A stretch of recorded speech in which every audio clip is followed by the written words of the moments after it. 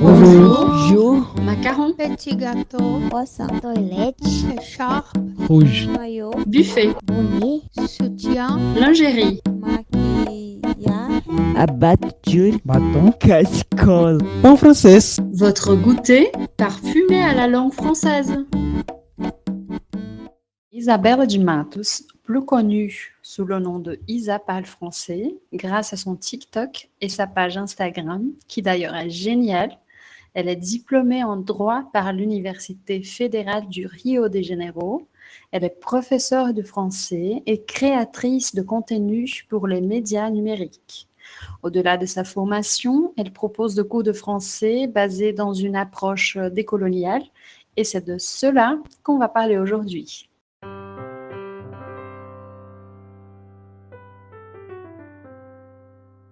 Salut, soyez les bienvenus dans notre podcast. C'est un plaisir d'être ici avec vous. Comme d'habitude, j'ai à côté de moi mon amie, ma camarade, la belle Louisa Moraes. Comment ça va, Louisa? Ça va super. Et toi? Ça va très, très bien. Aujourd'hui, encore mieux, puisque nous avons une invitée qu'on attendait depuis beaucoup de temps, que c'est Isabella. Ça va, Isa? Comment ça va? Ça va bien, merci. Et vous? Très, très bien. Oui, très très bien.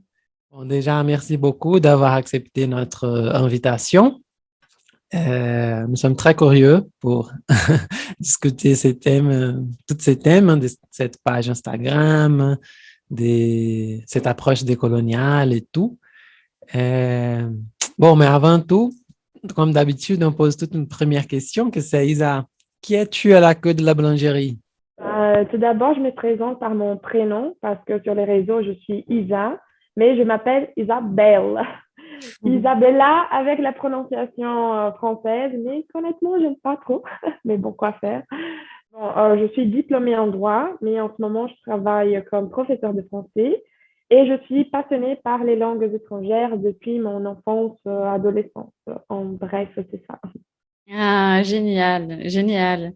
Et Isa, euh, ensuite, ta page Instagram, n'est-ce pas? Et on sait que, bon, que tu viens d'obtenir son diplôme, donc nos félicitations pour ça, parce qu'on sait que c'est, voilà, ouais, donc avoir un diplôme et tout ça à la fac, c'est beaucoup de choses, hein, c'est toute une histoire. Mais alors, raconte-nous pourquoi tu as choisi le droit et quel était ton but à l'époque? Oui, bon, ça, c'est une question difficile parce que franchement, je me pose cette question presque tous les jours maintenant que je travaille comme prof de français. Mais pour être honnête, je crois que j'ai choisi le droit à la base parce que j'étais vraiment perdue. Voilà la vérité. Parce que c'est ça, dans notre culture, idéalement, tu sors du lycée, tu dois choisir une formation pour la vie. Et je me souviens que j'ai quand même beaucoup réfléchi parce que j'adorais la littérature, j'adorais les langues étrangères. Aussi, j'ai pensé à faire le tourisme parce que j'étais un lycée technicien. Mais à l'époque, je croyais que le droit allait me donner plus d'opportunités, entre guillemets, de réussir dans la vie. Enfin, j'associais Mhm. la réussite au fait d'avoir de l'argent et on sait comment c'est dans notre société. Mais bref, je pensais aussi à passer des concours, de devenir diplomate, etc. Mais c'est ça, je pense qu'avec 18 ans, j'étais pas prête à choisir une formation. J'étais un peu influencée aussi par ma famille. Et je pense que c'était un peu pour ça. Enfin, il n'y a pas une seule raison. C'est pas comme si mes parents étaient avocats ou il y a quelqu'un dans ma famille ou je connaissais quelqu'un. Non, c'est J'irais te demander ça. En fait, il y a personne dans ta famille qui a diplômé en droit? non, Non? personne, non. C'était justement par hasard. Oui, oui. Ah, Ah oui, j'ai voilà. quand même cherché un peu et j'aime bien le droit, mais c'est juste que je ne me Mhm. vois pas trop dans ce domaine-là. Ouais, ouais. D'accord. Et ça a été comment, en fait, de faire des études universitaires pendant la pandémie? Ça... Parce que c'était à Rio. Tu habites à Berga ou à Rio? Oui, non, aujourd'hui, je suis revenue à Berga, mais oui, j'ai déménagé à Rio quand j'avais 18 ans pour étudier. Et j'y ai vécu pendant 4 ans. Puis ici, j'ai déménagé en France, etc. Et la pandémie a commencé. Donc, c'était en 2000. Attends, je me perds toujours parce que ouais, c'est 2021, mais j'ai encore l'impression que c'est 2020. Je ne sais pas si c'est comme ça pour vous aussi. Oui, c'est comme Mais bon, ça, c'est c'était. exactement comme ça, je Ouais. pense. Oui. Mais c'était la fin 2020. Je suis rentrée au Brésil. Et puis, je faisais un stage à Rio. Mais ouais, c'était horrible. Enfin, parce que les cours Mhm. étaient en ligne, j'étais à Rio, j'étais stressée. Parce que, par Mhm. exemple, mon père enfin, mon père a eu le Covid. Et Oh. lui, enfin, j'avais peur, j'étais loin de ma famille. Je me disais, non, mais si Mhm. quelque chose de grave se passe, donc c'était compliqué. Ah. Et lui essaie de terminer enfin, ma licence. Ça parce que les profs et tout le monde, ils sont au courant de la situation, mais ils font un peu semblant que tout va bien. Donc, on a quand même des examens qui sont très durs, on a beaucoup de travaux. Donc, oui, c'était très compliqué, mais heureusement, c'est fini maintenant.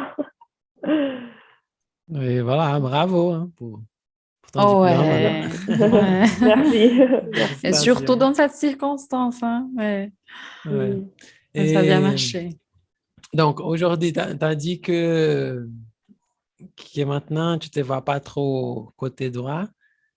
Bon, c'est ce que j'ai compris. Donc, aujourd'hui, comment tu vas? Quelle est la place du droit dans ta vie, tes objectifs? Est-ce que tu penses de continuer dans la route des profs de français, droit ou les deux? Voilà. Bon, c'est compliqué un peu parce que, comme je vous ai dit, j'ai eu mes raisons pour choisir le droit, mais j'ai énormément changé. Je ne suis pas Mhm. du tout la personne que j'étais quand j'avais 18 ans. Et je vois que le droit a une importance dans ma vie. Par exemple, même dans ce que je fais aujourd'hui, quand j'ai besoin de faire mes contrats avec les élèves, ou si je sais pas, si j'ai des soucis, des choses comme ça, je sais me débrouiller. Et ça, c'est grâce au droit. Et aussi, ça m'a donné beaucoup de connaissances. Par exemple, j'aime bien étudier les droits humains, les droits internationaux, etc. Mais c'est ça, j'ai travaillé dans des cabinets d'avocats. Ça me plaisait, mais je ne vous cache pas que c'était pour l'argent. Et je vois que la majorité d'avocats, ils sont là pour l'argent, c'est ça la vérité. Parce que, tu vois, enfin, mes collègues, tout le monde a un talent. Tu vois, il y a un avocat qui voulait devenir chanteur. Il y a un avocat qui, je sais pas, qui aime bien jouer. Je sais pas, enfin, qui s'est fait de la musique. Mais je vois qu'ils ont eu peur. Tu vois, ils n'ont pas eu le courage de courir après leur rêve, je sais pas si on dit comme ça, mais c'est un peu ça. Donc moi, je vois que le droit est important. Avant, je pensais beaucoup à devenir prof universitaire parce que je vois aujourd'hui que le métier de prof me plaît beaucoup, beaucoup, beaucoup. Mais je sais pas, j'ai envie d'avoir plus d'expérience comme prof de français parce que ça fait pas très longtemps que je donne des cours, ça fait 1 an. Et je sais pas, après peut-être, oui, j'ai envie de passer une formation en droit humain, mais plutôt pour m'aider dans ce que je fais aujourd'hui. Oui. Ouais. Donc, oui, je ne me vois pas, comme je vous ai dit, dans le droit, il y a toujours des gens qui voulaient faire une autre chose. Moi, je suis cette personne. Et c'est ça, si j'arrive à m'épanouir dans ce que je fais aujourd'hui, et enfin, j'ai pas de soucis avec l'argent, etc. Et si je suis contente, pour moi, c'est bon. Tu vois? Je n'ai pas besoin d'être avocate ou d'être Mhm. juge ou quelque chose comme ça. Ouais. Juste pour le Mm. titre. Et là, c'est Mais génial, hein, en fait, parce que je pense que la majorité des personnes, c'est justement le contraire, hein. Donc, je vais suivre, je vais travailler avec une chose que j'aime pas, mais bon, voilà, c'est ça. Mhm. Et les personnes oublient les choses qu'elles aiment. En fait, on est presque des machines, n'est-ce pas, dans la société. Enfin, on joue un rôle super dans le néolibéralisme, quoi. On pense qu'on est le Oui. travail, on doit aimer le Mhm. travail et tout ça. oui, et là, Voilà. je vois deux côtés en fait. parce que il est à ses côtés qu'on a besoin. Par exemple, moi, quand je suis entré à la fac, j'étais obligé de sortir avec un emploi, hein. Je ne pourrais pas Mhm. faire une fac pour plaisir. Juste ça, comme il y a des gens qui c'est bon pour ces personnes, mais il y a des gens qui peuvent faire ça. Faire un cours, après, ne travaille pas avec ça, change et tout. Moi, j'étais un peu obligé de sortir avec un travail pour me maintenir. Je travaillais toujours. Euh, bon, ça, c'est le premier côté. L'argent, c'est une chose qui nous pèse Mhm. même, hein, quand on va choisir une carrière, quand on va euh, penser à notre avenir, on va clairement penser à l'argent. C'est une chose qui pèse même. Euh, et autre chose, c'est qu'il y a je ne sais pas comment on dit, mais il y a cette idée un peu brésilienne on n'a que trois routes si on veut gagner de l'argent. C'est soit l'ingénierie, soit le droit, soit la médecine. Il y a Mhm. un statut social et aussi l'argent. C'est ça. Le reste, c'est pour ceux qui n'ont pas réussi dans leur vie. C'est un peu comme ça. Ouais, donc, moi-même, quand j'ai dit à mon papa que j'allais faire lettres, il a dit non, tu ne vas pas gagner l'argent, tu seras prof, nanana, blablabla. Mhm. Mhm. Et voilà. Oui. Ça, oui, c'était une question pour moi aussi parce que ma mère est prof. Donc, j'ai vu comment elle a eu des soucis. Enfin, moi, en grandissant, je n'ai pas eu de soucis d'argent, etc. Je n'étais pas riche non plus, mais tu vois, enfin, on avait de l'argent pour manger, par exemple. Tu vois. Mais elle me disait, tu peux être tout sauf prof. Ah, Tout ce que tu veux. Je ah vais te bon? soutenir. Mais si tu veux être prof, Ouais. non, c'est mort. Je ne serai pas contente. Aujourd'hui, elle accepte bien. Mais même, elle a déjà été mon élève. Mais Ah, oui. très bien. Mais ça marche jamais, hein, avec les mamans. Ma maman aussi, elle a déjà essayé d'apprendre français avec moi. Ça Non, ne ça marche marche pas, jamais, hein. oui. Non. Oui, c'est vrai. Non, mais sur son conseil, je pense que c'est bon. Elle n'a pas fait un bon choix parce que en général, si on dit ne faites pas ça, et alors on fait. Alors, Oui, c'était exactement ça. ouais, je pense que peut-être ce conseil-là, il est resté dans ta tête, peut-être au sous-conscient, n'est-ce pas? Oui. Oui, c'est vrai. Mais alors, comment le français est apparu dans ta vie au milieu de tout ça? Ah oui, oui. Bon, le français est apparu pour moi à la fin de mon lycée. Je ne sais pas trop dire comment ça a commencé parce que il y a personne dans ma famille qui parle français. J'ai aucun ami qui parle français. Mais je me souviens que l'idée de parler plusieurs langues me semblait une chose extraordinaire. Enfin, comme je vous ai dit, depuis mon enfance, j'aime bien les langues étrangères.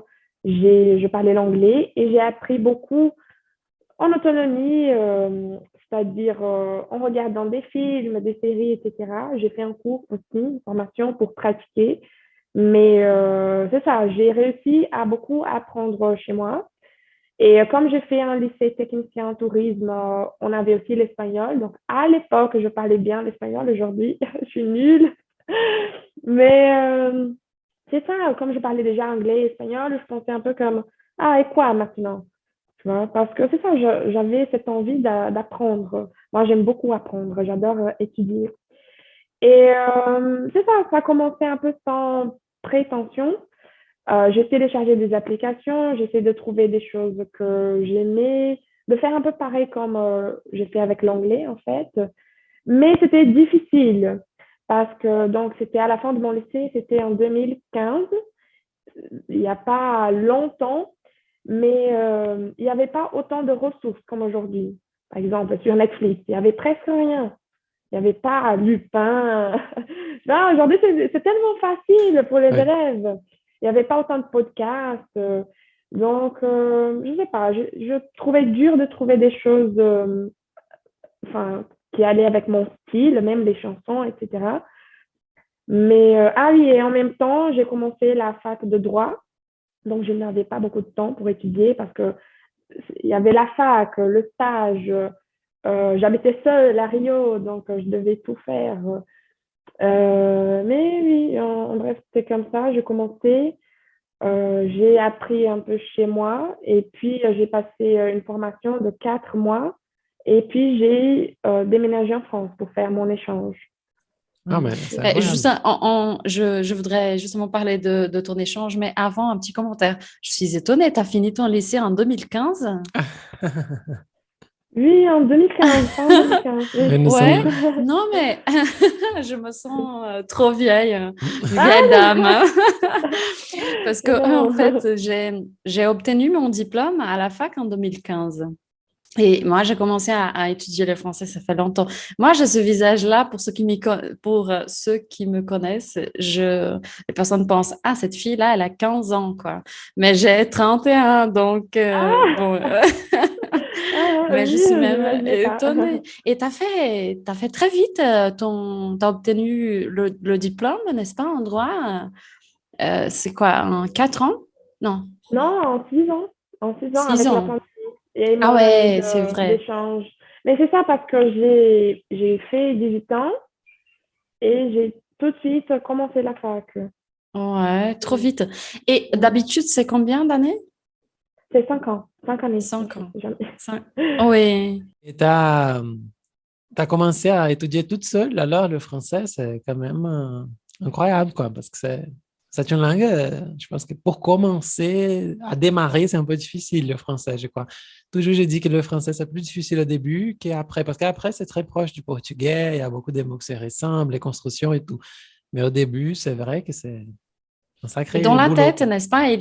On pense que c'est trop différent, etc. Bon.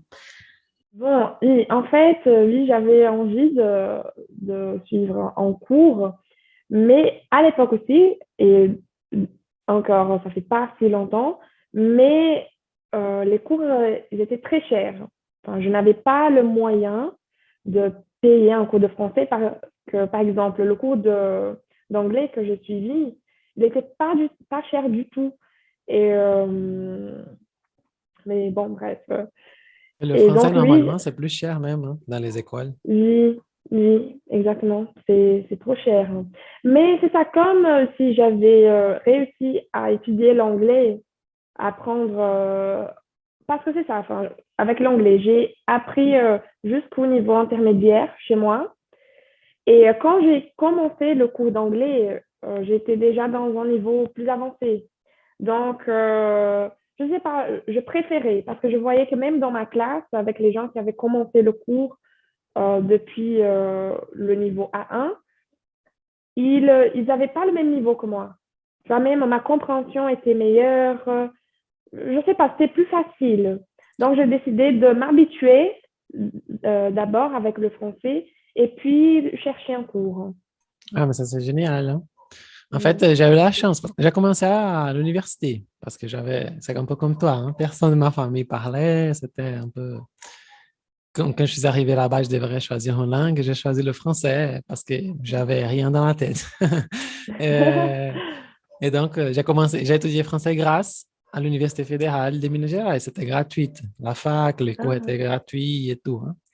Euh, Et c'est drôle ce que tu as dit, de s'habituer avec la langue. Parce que moi, j'ai fait un peu ce processus-là parce que j'ai toujours travaillé, étudié en même temps.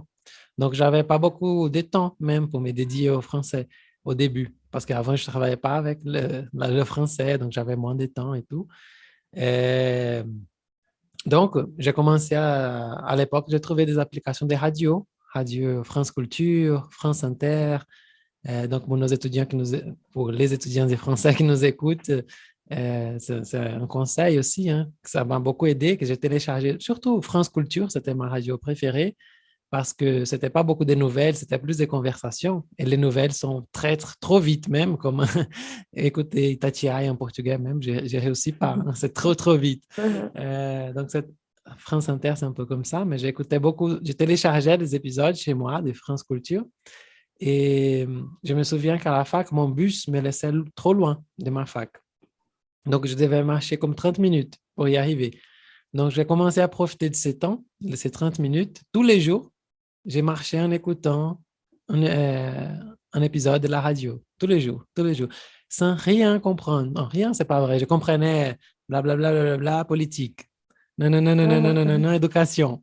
nananana, voilà, comme ça, hein, des mots qui se ressemblent au portugais, je comprenais.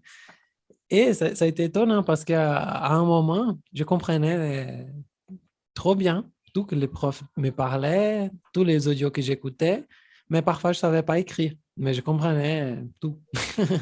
Justement, euh, comme tu as dit, hein, s'habituer avant avec la langue. Et après, j'ai lu un, un philosophe du langage qui s'appelle Mikhail Bakhtin. Il est russe, je ne sais pas si je prononce bien son nom. Euh, et Bakhtin, il va dire dans son livre que dans une langue, la chose plus importante d'apprendre, c'est le rythme. Après, parce qu'il a commencé à proposer beaucoup de choses, la grammaire, la sémantique, les vocabulaires, beaucoup de choses.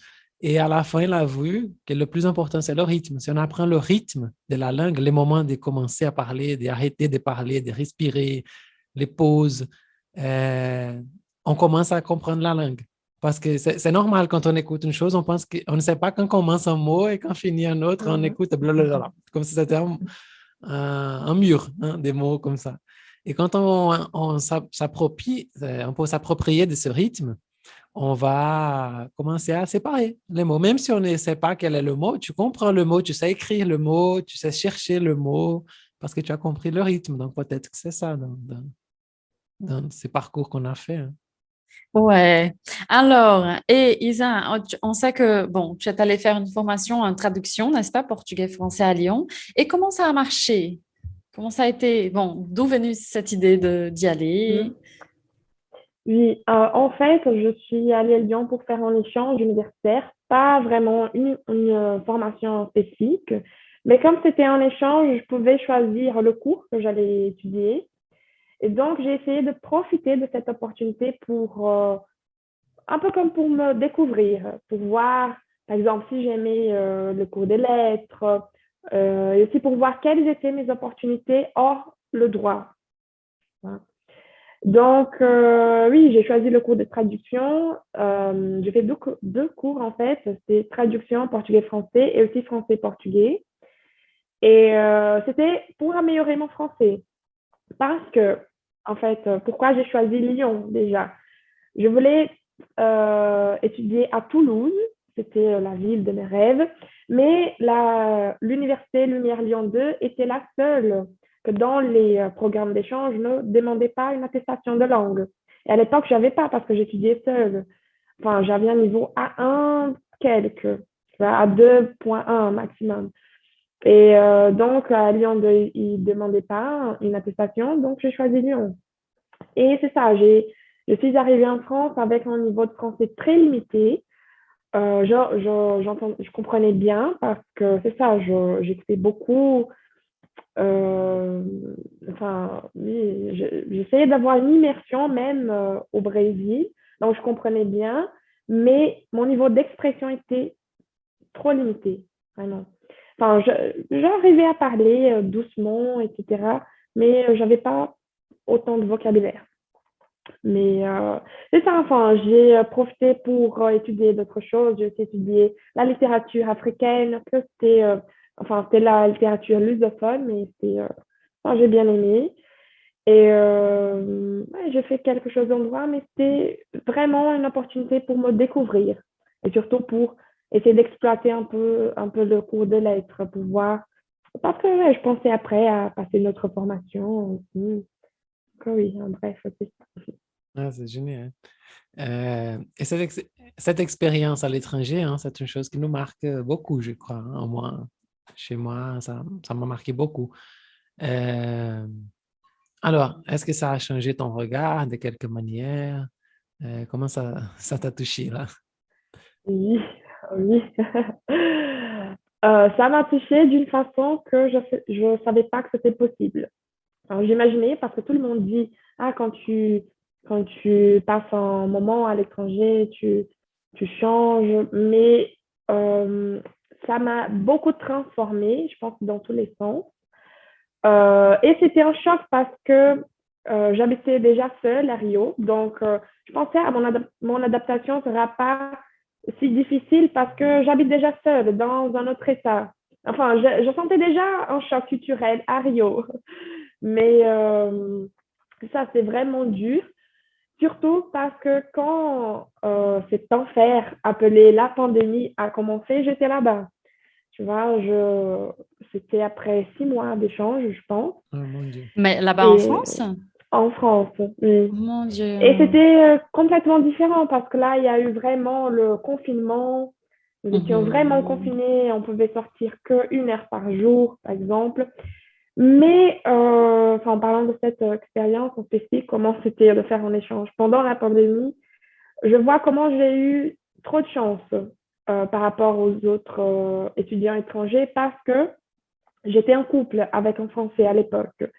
Et donc, quand ils ont annoncé le confinement, lui et sa famille, ils m'ont tellement bien accueilli, ils ont rendu les choses moins difficiles, donc j'étais pas seule, tu vois, parce que je me souviens, j'habitais dans le logement universitaire, que c'est une petite chambre, ça fait 9 mètres carrés, et j'ai imaginé, mon Dieu, comment je vais faire pour être confinée ici? Donc, et aussi la majorité des étudiants étrangers, ils avaient euh, quitté la France aussi. Donc, c'était très, très, très compliqué. Mon Dieu, mais maintenant on comprend parce que ton expérience est vraiment différente de la nôtre en fait, n'est-ce pas? Parce que c'est quoi la pandémie et ça et bon, en Europe, elle est arrivée en Europe en premier, n'est-ce pas? Donc au Oui, Brésil, c'était trop différent, n'est-ce pas? Donc on recevrait des nouvelles, n'est-ce pas, Oui, on a eu le temps de l'Italie et tout ça. on a eu le temps encore de célébrer le carnaval 2020. oui, déjà mais non, c'est ça, c'était une expérience incroyable, mais Mhm. c'est quand même horrible. Parce que même sans la pandémie, on doit faire face à tous les problèmes que les étrangers ont d'habitude. Par Mhm. exemple, j'ai eu ce qu'on appelle la dépression saisonnière, parce que je ne supporte Mhm. pas le froid. C'était horrible l'hiver, parce que c'est ça. J'étais habituée au soleil de Rio, d'aller à la plage chaque dimanche. Et puis, c'est pas le froid qui me fait mal, c'est le temps nuageux tout le temps. Et le manque Bon, du soleil, La hein. couleur, hein, n'est-ce Non, pas? le La manque couleur de la de... ville, je pense. Pour moi, c'était oui, le manque de sentir le soleil dans ta peau. C'était ça, juste sentir oui, que le soleil me touchait, hein, même. Parce que... oui, c'est- oui. Et je vois oui, comment ça m'a touchée. Et oui, enfin, j'ai découvert une personne que je ne savais pas qui existait en moi. C'est oui, plus ou moins ça. Et en plus, je ne sais pas si cela est arrivé à vous aussi, mais en fait, c'était une expérience qui m'a permis de découvrir les choses sur moi-même et sur mon propre pays. Parce qu'avant, j'avais une vision comme, ah, je déteste le Brésil. Ici, il n'y a rien qui marche. Enfin, je disais, ah non, mais je veux habiter à l'étranger parce qu'ici, ça ne va pas. Mais en fait, j'ai Mhm. découvert que j'adore le Brésil. J'adore mon pays, j'adore les gens, j'adore notre culture, qu'on est chaleureux, j'adore le climat, j'adore notre cuisine. Après, oui, je ne suis pas ignorante, j'adore pas tous les soucis qu'on a, mais Mhm. oui, je pense que ça a vraiment changé mon regard. Tu vois, même à l'architecture, il y avait des choses que je disais, ah, mais comment c'est moche ça? Et aujourd'hui, j'arrive à voir la beauté dans Mhm. certaines choses. Tout Oui, à fait, ouais. Ouais, c'est là, comme c'est ça. extraordinaire. Ouais. Moi Oui. aussi, on se sent, moi, je me suis sentie super latino-américaine, hein, parce qu'en général, au Brésil, le Brésil, il est énorme, en fait, et on pense, je suis brésilienne, quoi, tout simplement. Et là-bas, il y a toujours ce regard, n'est-ce pas, de l'autre vers nous. Et, et voilà, c'est ça. Non, mais Et une question, tu as vécu combien de temps avant la pandémie là-bas? C'était de septembre à... Cela arrivait en... Je me souviens pas, c'était en février quand le confinement a commencé. Je pense que c'était en avril. Oui, je me Mhm. souviens, oui. Ouais, je Ah, pense que donc, c'était en février, de septembre 2019 à avril 2020. Et puis, on était confinés pendant 2 mois. Oui, ouais, c'était ça. ouais. Et en tant que femme noire, est-ce que tu as as passé par des difficultés à cause des origines, des marques physiques même, hein, ton biotype et tout. Moi, j'étais souvent confondu. Je me suis découvert arabe. Je ne savais pas, mais tout le monde parlait arabe avec moi dans la rue. Les Arabes parlaient arabe avec moi, mais je ne comprenais rien. Les gens, oui, voilà. Et toi, tu as eu des expériences comme ça? Ah oui, oui.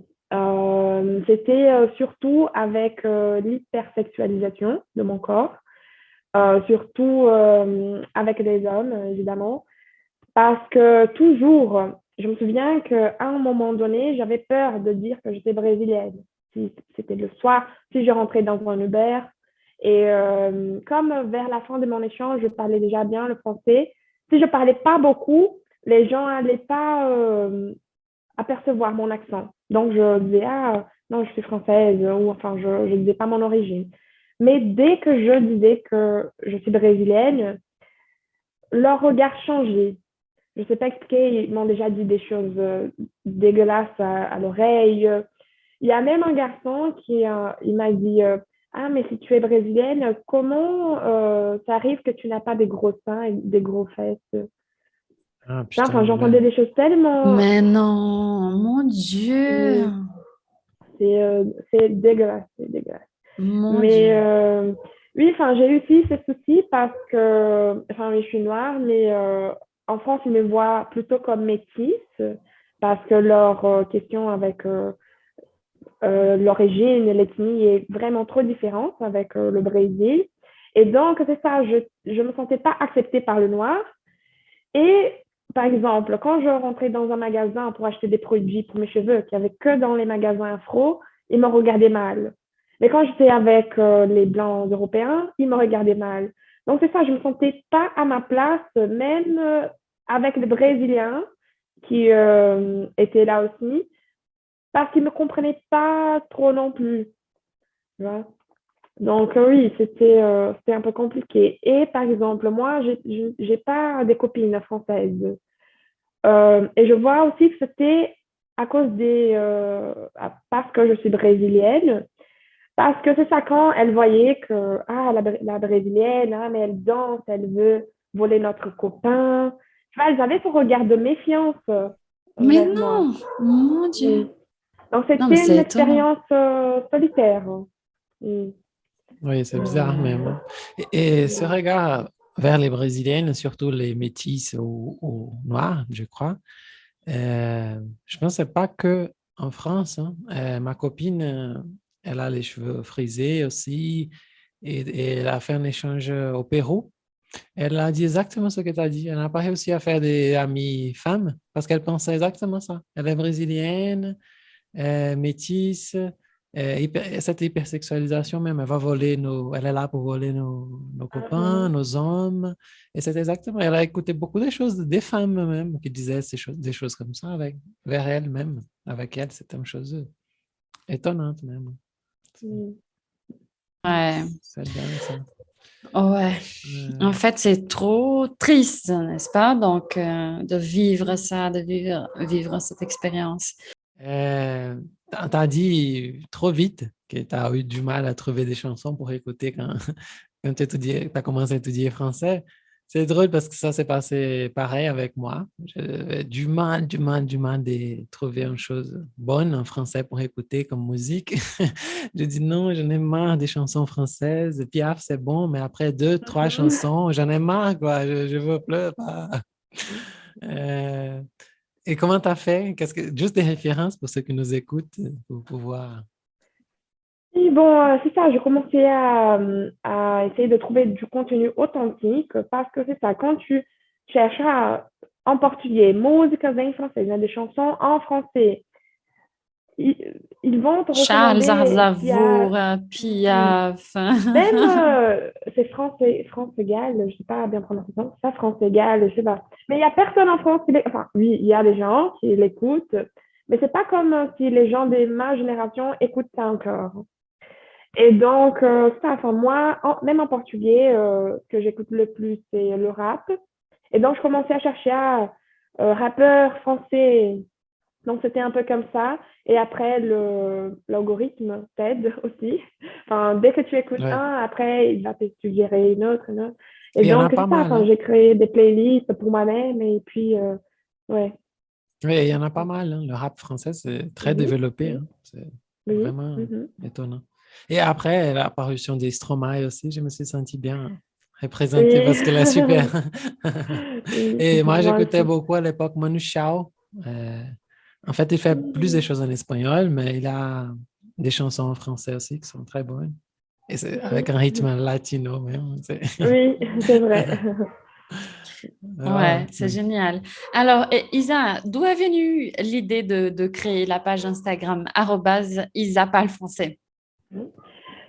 Oui, non, c'est drôle parce que c'est aussi un peu l'histoire de comment je suis devenue prof de français.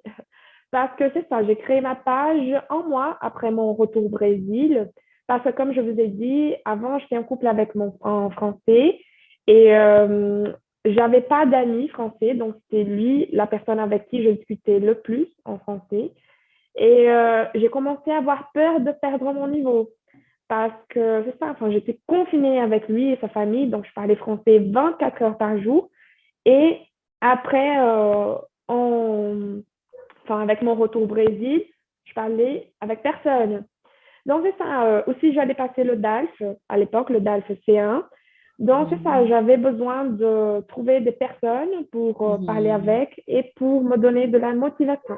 Donc, c'est mhm, ça, j'ai créé la page à la base pour seulement pour rencontrer des personnes, pour me filmer en faisant des mhm, stories, en parlant, etc. Et mhm, les gens ont aimé, les gens, ils ont commencé à me suivre et à demander si je donnais des cours de français. mhm, Et à l'époque, je travaillais dans un cabinet d'avocats.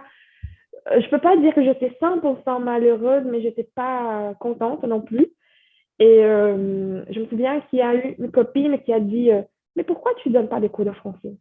Et je me disais mais moi, mais j'ai pas l'information, je parle pas bien, enfin, tu vois, je sais pas, j'avais pas de confiance en moi. mhm. Et jusqu'à un jour où quelqu'un m'a envoyé un message et je lui ai dit oui, je suis prof. Comme ça. Oui, je suis prof. Et une semaine après, ça c'est vraiment, je sais pas, je dis que c'est tout qui a mal tourné d'une certaine façon à, comment je dis, je sais pas, à contribuer pour, euh, je sais pas comment dire ça. Pour arriver jusqu'à ce que tu es Exactement, aujourd'hui. exactement, c'est ça. Parce qu'une semaine après avoir accepté cette étudiante, j'étais virée de mon stage. Ah, wow. Mon Oui, Dieu, mais c'est oui, vraiment la vie. Quelquefois, c'est étonnant parce qu'on pensait pas vrai. C'est oui, un, c'est oui. un, comment est-ce qu'on dit ça? On dit ça en portugais. Un sinal. Oui. Je sais pas dire ça en français. Mais ouais, très bien. Oui, mais donc c'était ça. Et puis j'ai commencé à dire, enfin, à l'époque, j'avais, je sais pas, 400 abonnés, quelque chose comme ça. Et j'ai dit, genre, ah oui, je viens de me faire virer de mon stage. Donc, je sais pas comment je vais faire. Donc, oui, je donne des cours de français maintenant, etc. Et ça a bien marché. Il y a eu comme 200 partages du post que j'ai fait, de cette Mhm. publication. Et puis c'est ça, j'ai commencé, évidemment, le cours que je donnais l'année dernière, il n'y a rien à voir avec le cours que je donne aujourd'hui. Alors, j'ai connu des profs.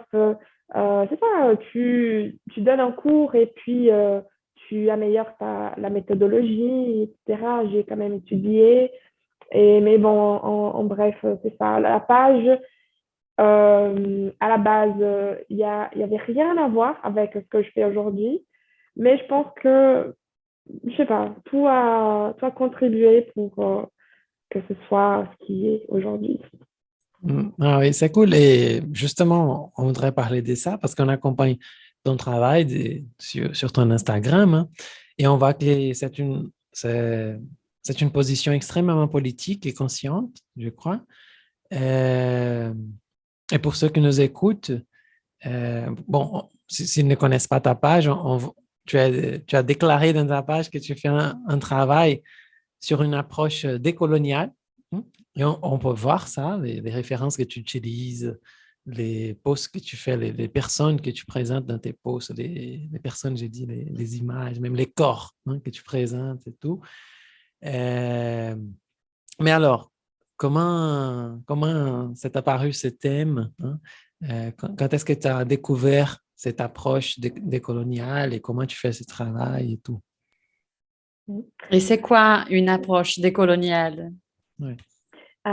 Bon, voilà, quand nous étudions le français, nous avons tendance à avoir une vision colonialiste de la langue.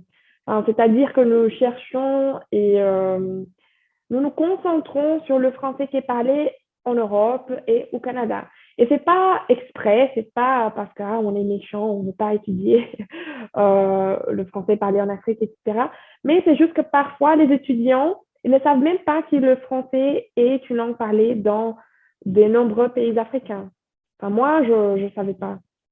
Et pas seulement ça, c'est quand nous apprenons une langue, on étudie aussi l'aspect culturel.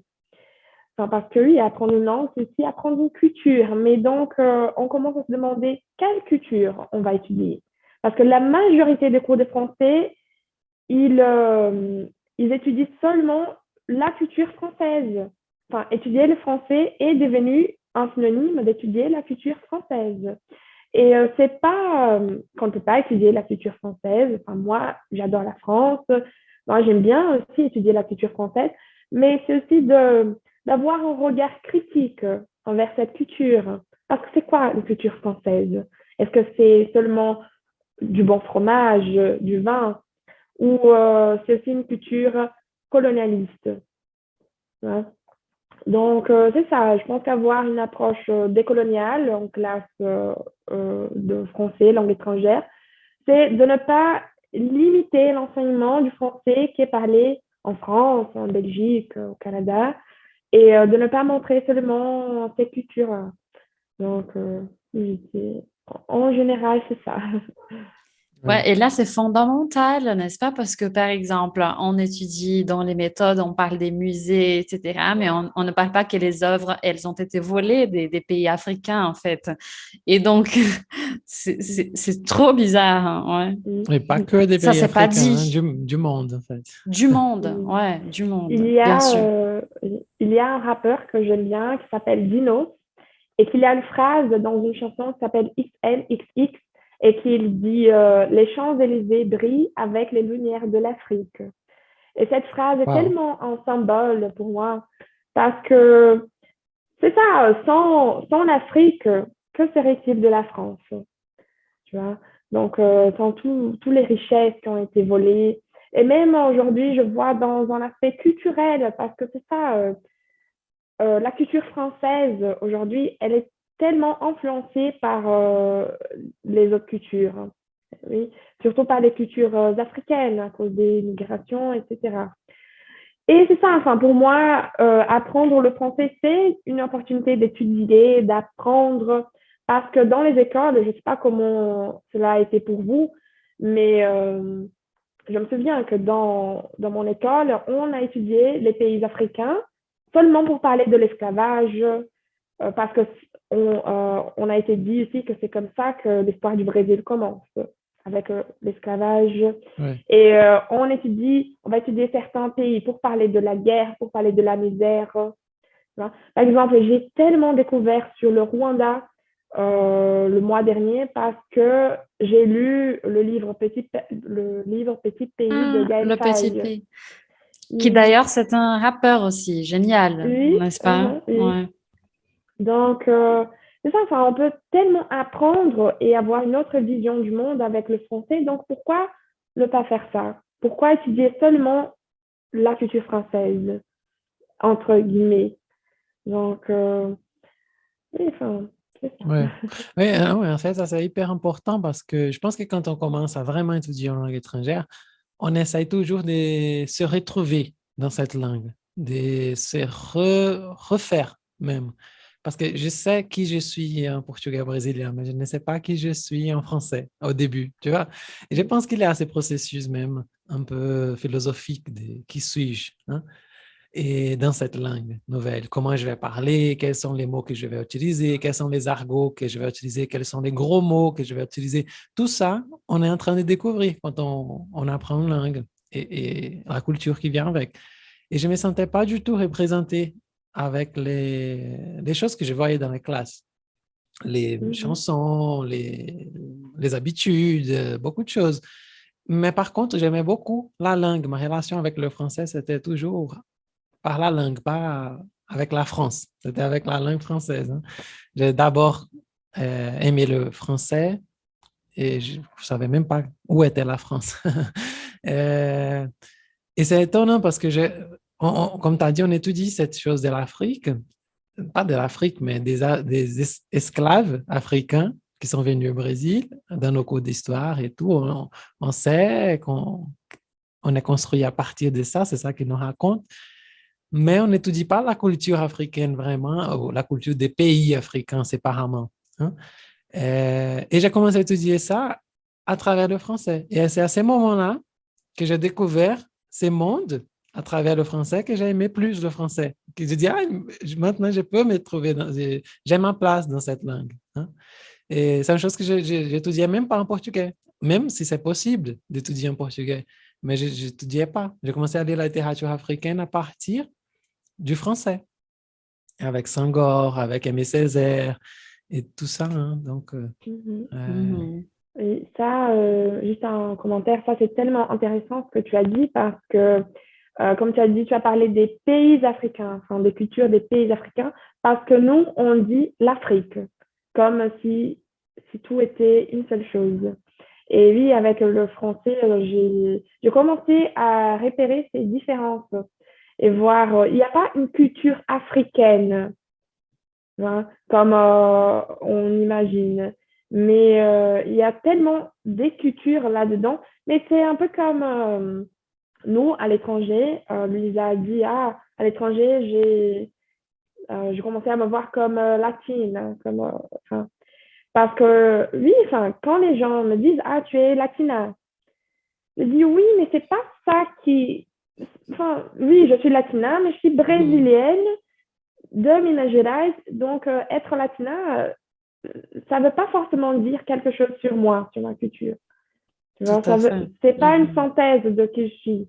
Donc, quand on dit que quelqu'un est, c'est africain, déjà, de quelle partie de l'Afrique, parce que ça aussi avec le français, je connaissais rien sur la région du Maghreb, et qui est tellement différent, etc. Donc, je vois toutes les choses que je sais aujourd'hui grâce au français, et les choses que j'ai encore à découvrir. Ouais, tout à fait. Je me souviens ça donc de ce regard-là de généralisation. En fait, je me suis sentie quand j'étais en France, il y avait une fille, j'ai travaillé dans une communauté et elle m'a dit elle voulait me connaître, elle voulait parler avec moi. Elle a dit mais quand j'étais au lycée, j'ai étudié l'espagnol, mais j'ai pas continué et tout ça. Et j'ai dit j'écoutais et là, je comprenais pas qu'elle pensait que je parlais espagnol parce que tout simplement parce que j'étais brésilienne, quoi. Et c'est vachement t'es drôle. latine même, hein, c'est ça. Tu es latine, tu parles espagnol. Ouais, c'est ça. Et j'ai pris du temps pour comprendre ce qu'elle disait, quel était son but, parce que voilà.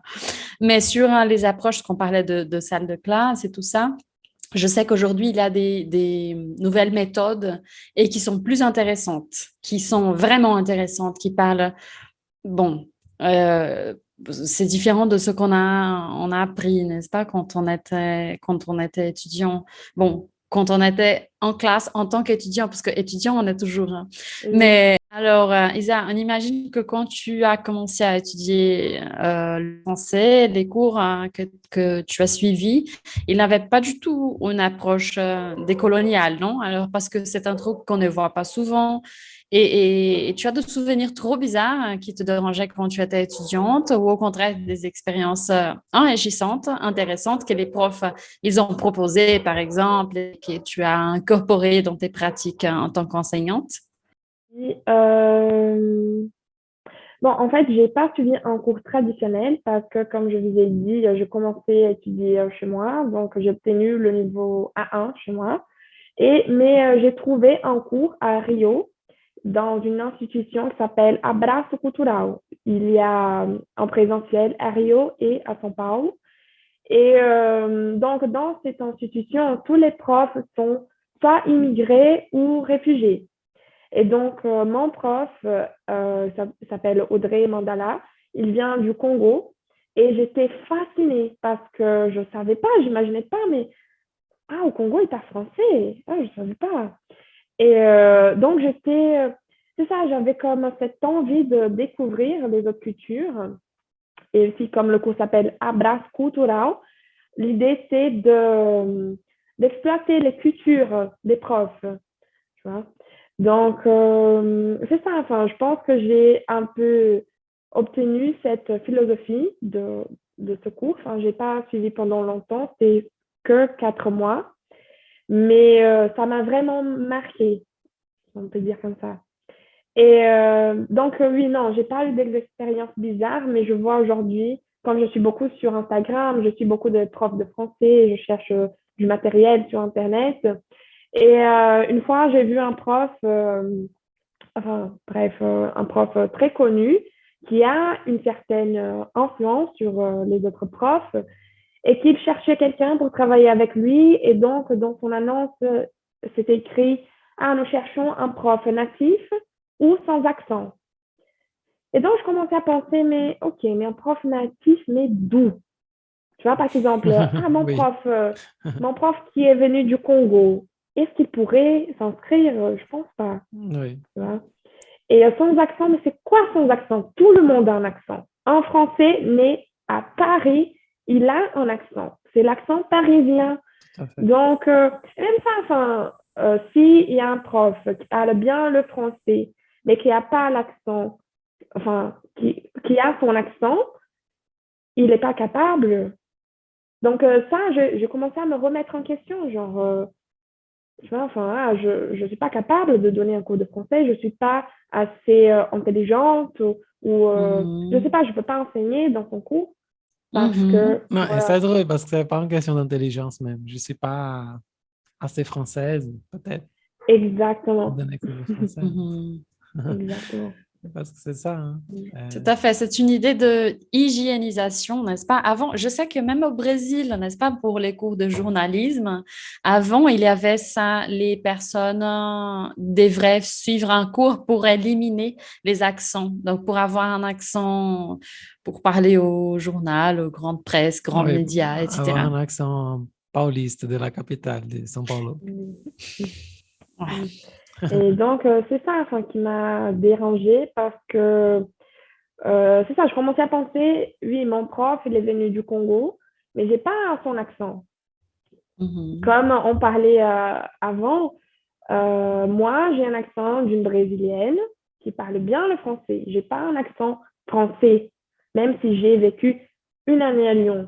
Je parle pas comme une Française. Je vais jamais parler comme une Française parce que je suis brésilienne. J'ai ma propre façon de, je sais pas, je me suis appropriée de la langue pour m'exprimer à ma propre façon. Donc, oui. Oui, et je pense qu'il faut qu'on s'approprie même comme tu as dit, t'es allé en France et tu t'es découvert plus brésilienne qu'avant, et tu aimes le Brésil et tout ça. Donc, je veux être brésilien, je veux pas être français, hein. Je veux parler français, mais en tant que brésilien, putain. Oui. Je pense que c'est un peu ça, le parcours. Et pendant ce temps que tu donnes cours là, quels sont les reflets, les conséquences pour les étudiants qui apprennent la langue par ces biais? Est-ce que tu as déjà fait cette analyse et de voir, quand j'étudiais, c'était comme ça, et mes étudiants, ils sont déjà, je sais pas. Quelles sont les conséquences que tu penses pour les étudiants d'apprendre déjà par ces biais décoloniales? Bon, je remarque une chose qui, pour moi, c'est incroyable parce qu'il y a beaucoup de Noirs et des Métis qui prennent des cours avec moi parce qu'ils disent, j'imaginais pas que je pouvais parler français. tu vois. Je ne me voyais pas, je pensais que le français était pas la langue de Molière, une langue élégante, entre guillemets, une langue pour les riches. Et quand j'ai vu ta page et les choses enfin, et tes recommandations, j'ai vu, ah, mais ça m'intéresse. Ça correspond à ma réalité. Donc, je pense que c'est une expérience plus réaliste parce qu'il y a ça aussi, les étudiants, parfois ils imaginent que quand ils arrivent en France, ils vont parler que avec des Français européens. Et ce n'est pas vraiment le cas parce que oui, il y aura de contact avec beaucoup de cultures, beaucoup plus qu'ici au Brésil. Tu vois. Donc, je pense que étudier le français par ce biais nous donne une ouverture d'esprit ici. Parce que, et j'aime toujours dire ça, en France, j'ai connu beaucoup de Brésiliens qui avaient des préjugés contre les Maghrébins, par exemple. Donc, je voyais une minorité parler mal d'une autre minorité. Et je pensais, enfin, je comprenais pas, mais je me disais, mais c'est quoi? Pourquoi? Et donc, je vois que c'est à cause d'une ignorance. Tu vois, enfin, il y a cette personne qui a des idées reçues sur enfin, des personnes, des personnes qui viennent d'une origine spécifique et elle n'a pas eu une autre vision. Tu vois, donc, peut-être si elle avait eu cette vision avant, ouais, c'est ça, j'ai oublié comment dire, elle n'aurait pas, elle n'aurait pas ces préjugés-là. Voilà. Ouais, tout à Oui, fait, tout tout à à fait. fait. Et même peut-être qu'il peut se passer quelque chose comme, j'ai déjà entendu des gens parler comme ça. Ah, je vais faire mon échange en France, mais je ne veux pas je veux parler que avec les Français. Parce que sinon, ça va, ça va gâcher mon apprentissage de la langue. Ça va tout, oui, je vais parler mal français si je parle avec des personnes d'origine africaine, des personnes d'origine asiatique aussi, et tout, parce qu'il y en a beaucoup. Hein. Moi-même, quand j'étudiais là-bas, je parlais pas mal avec des Chinois euh, en français, tout le temps en français. Et il y a cette chose, hein, si je dois parler qu'avec les Français pour apprendre le français. Mais bon, tout le monde parle français, même avec un accent, n'est-ce pas? Et même parce que peut-être les Français, ils ne vont pas vouloir parler avec, avec les gens. Moi, je parlais surtout avec les étudiants étrangers parce que oui, c'était les personnes plus ouvertes pour parler avec moi. Donc, chacun avait son propre accent. Et oui, enfin, comme j'ai dit avant, j'ai étudié avec un prof du Congo, j'ai pas l'accent du Congo. J'ai pas un accent, voilà, enfin, j'ai mon accent à moi. Et c'est ça. Ouais, Mm. tout à fait. Isa, c'est génial. Et pour les professeurs qui nous écoutent, quels sont tes conseils pour des pratiques pédagogiques en classe qui soient plus conscientes et transformatrices? En fait, là, c'est une question qu'on fait quand on a préparé, quand on a pensé à te poser cette question. On a pensé en fait pour nous-mêmes, pour nous aider en tant que prof. Mhm. Bon, c'est une excellente question et je pense qu'il n'y a pas de formule magique, il n'y a pas un seul chemin. Moi-même, je suis encore en train d'apprendre et j'apprends tous les jours, tous les jours. Mais je pense que le principal, c'est de chercher ce type de contenu qu'on ne va pas forcément trouver dans le matériel pédagogique classique. Donc, par exemple, il y a TV5 Monde qui, à mon avis, fait un travail incroyable parce qu'il y a il y a beaucoup de contenu africain et c'est tout gratuit. Donc, j'utilise beaucoup dans mes cours. Mais il faut aussi savoir garder un regard critique. Et pourquoi je dis ça? Parce que il faut savoir trier le matériel qu'on va utiliser. Parce que parfois, les gens, ils vont produire en contenu pour parler dans certains un pays africain, mais il y aura une vision stéréotypée, tu vois. Donc, il faut quand même, enfin, c'est compliqué parce que c'est pas, par exemple, parce qu'une personne est noire et tu vas travailler avec son matériel que c'est une approche décoloniale.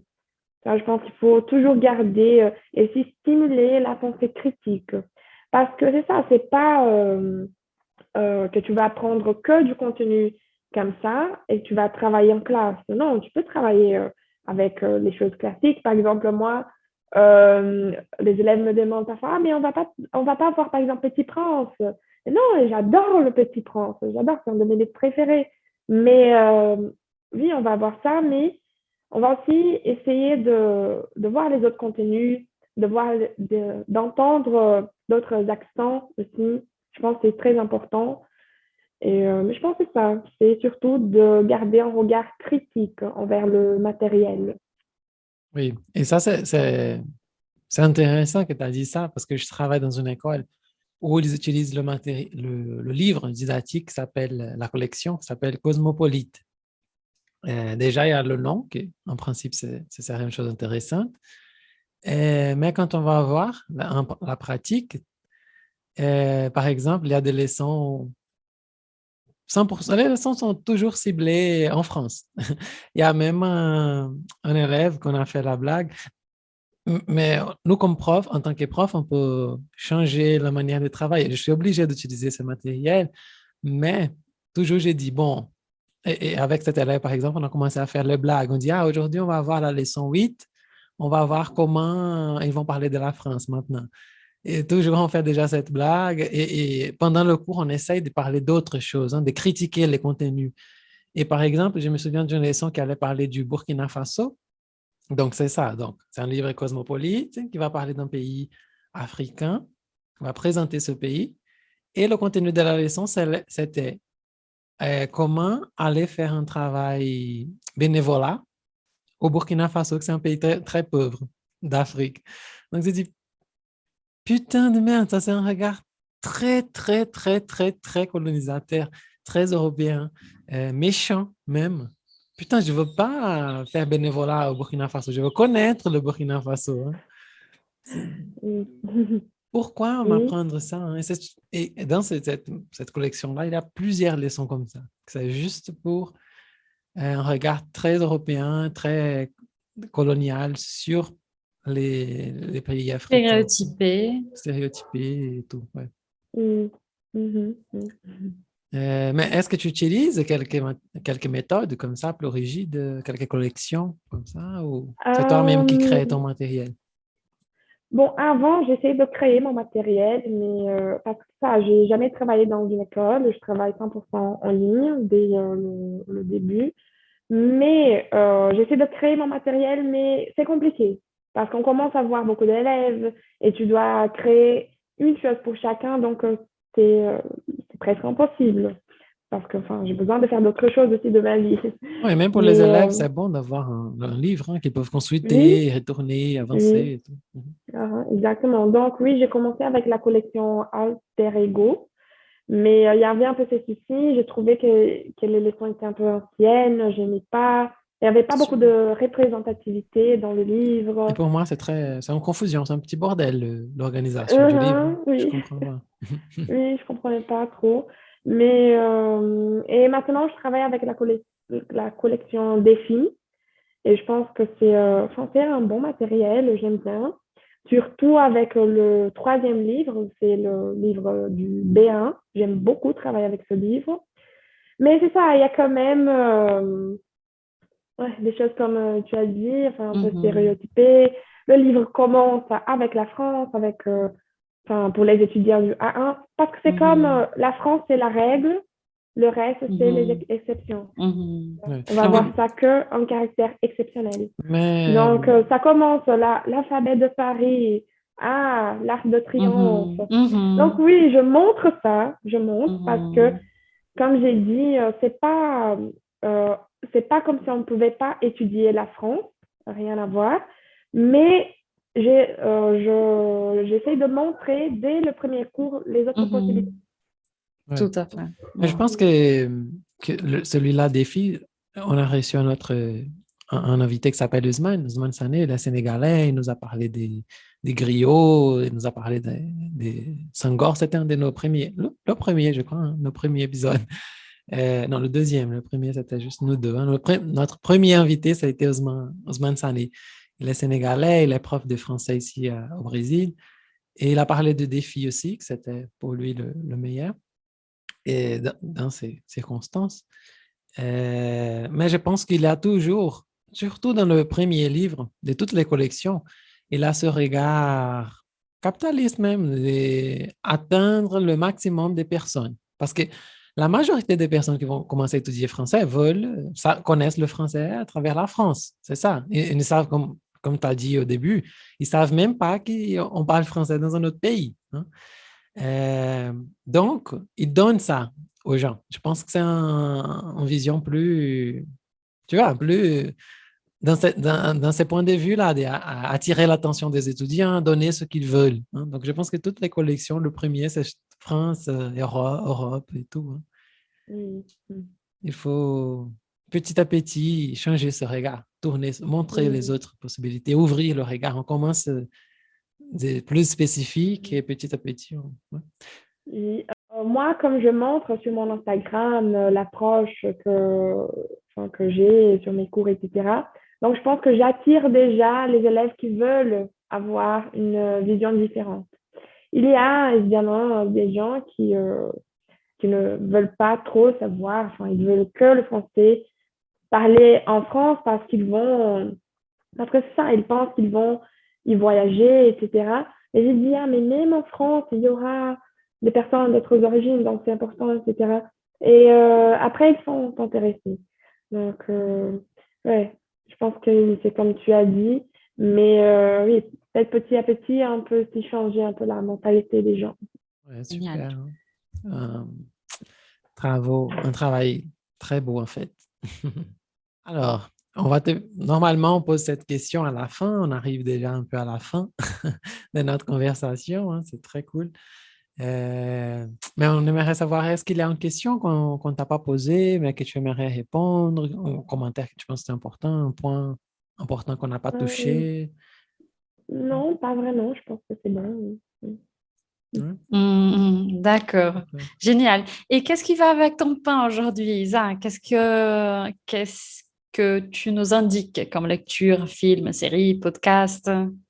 Bon, je pense que pour les étudiants, comme j'ai dit, il y a TV5 Monde qui prépare beaucoup de contenu. Et il y a le TV5 Monde Afrique que je trouve génial. Et ça m'étonne même parce qu'il y a beaucoup de choses, enfin, il y a tellement de choses et c'est tout gratuit. Nous pouvons voir des séries, des films, des documentaires. Donc, enfin, je pense que c'est une excellente façon d'avoir de l'immersion, même sans être dans un pays francophone. Et puis, j'aime toujours indiquer un podcast que c'est le Kif Taras. J'adore indiquer les podcasts parce que moi-même, j'ai beaucoup appris avec les podcasts. Donc, même, ça me fait tellement plaisir d'être invitée par vous parce que, je sais pas, je vois un peu comme moi avant et moi maintenant en tant qu'invitée. Donc, ça fait hyper plaisir. Mais Mais bon, c'est il à y nous, a hein. ce... C'est à nous le pardon? plaisir. Le plaisir, c'est à nous. Mais bon, j'aime bien le Kif Taras. C'est un podcast présenté par Rokhaya Diallo, que c'est une Française, fille des parents sénégalais et gambiens, et aussi Grace Lee, qui est française, fille des Chinois. Et donc, les deux sont des militantes dans la cause antiraciste et féministe. Et ce qui est cool, c'est qu'elles invitent toujours des personnes des différentes ethnies.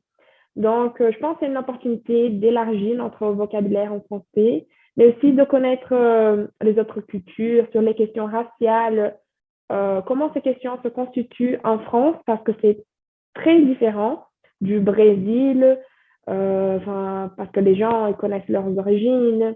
Et, enfin, par exemple, comme j'ai dit, Grace, elle est chinoise, là-bas, il y a aussi beaucoup les préjugés contre les Asiatiques, etc.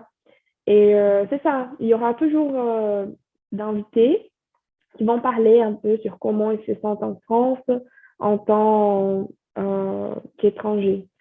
Donc, ouais, je pense que ça, enfin, pour commencer, on va dire comme ça, c'est une des meilleures façons. Et puis, je sais pas, enfin, moi aussi, j'adore recevoir d'indications parce que, voilà, parfois, les gens Mm. pensent que je suis, comme je parle de l'approche décoloniale, les gens, ils pensent, ah, cette personne n'est pas française, enfin, n'est pas, par exemple, ah, cette personne est africaine, parle d'elle. Mais je dis, ah, mais je connais pas. Comment je vais parler d'une Ouais. personne que moi-même je connais pas. Je sais pas. Comme si tu étais une bibliothèque, n'est-ce pas? Exactement, exactement. Donc, j'adore. Même mes étudiants, ils m'envoient, ah, j'ai vu ça, tiens. Et je regarde, je dis, ah ouais, Mhm. super, ok, je vais étudier et puis je peux en parler. Mhm. Mais oui, enfin, ce que je peux recommander, que je connais bien, c'est ça, le Kistarat. Il est excellent. Génial, super, Ah, c'est cool, super. hein. Et je sais qu'il y a plusieurs autres indications, n'est-ce pas, dans ta page internet, arrobase. Ah Et oui. donc, alors, pour tout le monde, les auditeurs, allez vite, allez vite. La page, c'est arrobase Isa parle français. Et Voilà. voilà. Aussi, merci pour ceux qui nous ont accompagnés jusqu'à ce moment. Ne vous inquiétez pas, si on va taguer Isa dans tous nos posts. Et comme d'habitude, sur notre Instagram, arrobase Bon Français Podcast, on va avoir beaucoup de contenu exclusif. Donc, vous pouvez suivre Isa. On va la taguer, on va faire beaucoup de choses ensemble et voilà, c'est ça. Mhm. Génial. Merci beaucoup, Isa. Merci beaucoup. J'attends un jour à te connaître parce qu'on habite dans la même ville. Ah On va oui. peut-être à prendre un Oui, voilà. café un Oui. jour. Ah oui, Ça c'est serait possible. super. Ouais, Et donc, Voilà. merci à vous. Ça a été incroyable. J'ai trop aimé notre petite discussion. Et oui, merci à tout le monde qui nous écoute. Bon, et sois à l'aise, hein, l'espace est à toi. Si jamais tu as des propositions à faire pour te dire, ah, Louisa, Adrien, voilà, j'ai commencé à étudier ça, j'aimerais apporter ça au podcast pour qu'on puisse discuter et tout. Sois à l'aise, hein, nous sommes là pour discuter Ah oui, même, oui, ça nous bien plaît beaucoup. sûr. Ouais. Bien sûr. Voilà, bon, merci beaucoup. gros merci. Remercie, voilà, et à la Et à la prochaine. prochaine. Ciao. Salut. À bientôt. Bonne journée. Bonne soirée. Et oui. Ciao. À la prochaine. prochaine.